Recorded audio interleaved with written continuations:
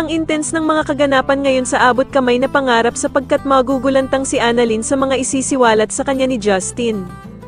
Dito nga ay biglang kakausapin ni Justin si Annalyn at pagsasabihan niya nga ito tungkol sa totoong pagkatao niya at ni Zoe. Samantala ay tuluyan na ngang lumalabas ang totoong ugali ng anak ni Giselle na si Justin. Dahil matapos nga ang naging sagutan nila ng ina niyang si Giselle ay biglang may tatawagan ito at sasabihin na sana nga daw ay ang ina na lang niya na si Giselle ang nakomatos at hindi ang lolo niyang si Don Pepe. Sa kabilang banda naman ay magmamatigas naman itong bruhang si Moira na pumunta sa Apex kahit nga naban na siya dito. Pero agad naman dadating si Giselle at pagbabawalan niya itong pumasok. Pero sasabihin naman ni Moira na kaya lang naman daw siya pumunta ng Apex ay para abutan ng pagkain ng anak niyang si Zoe. Sasagutin naman siya ni Giselle na hindi na naman daw baby ang anak niyang si Zoe para dalhan pa ito ng pagkain.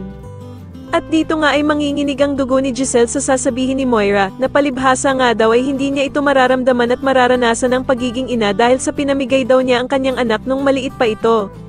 Samantala ay patuloy naman ang pagkakaroon ng anxiety ni Lynette at dito nga habang nagpapahinga siya sa kwarto ay bigla na lamang bubukas ang pinto at iisipin niya nga na may gusto talagang pumatay sa kanya. Sa kabilang banda naman ay panghihinaan na talaga ng pag-asa itong si Annalyn dahil sa sitwasyon ng Lolo Pepe niya dahil nang makasalubong niya nga si Doc Lyndon ay bigla na lamang siyang mapapayakap dito habang umiiyak. Agad naman siyang tatanungin ni Doc Lyndon kung ano ba daw ang nangyari at bakit ito umiiyak.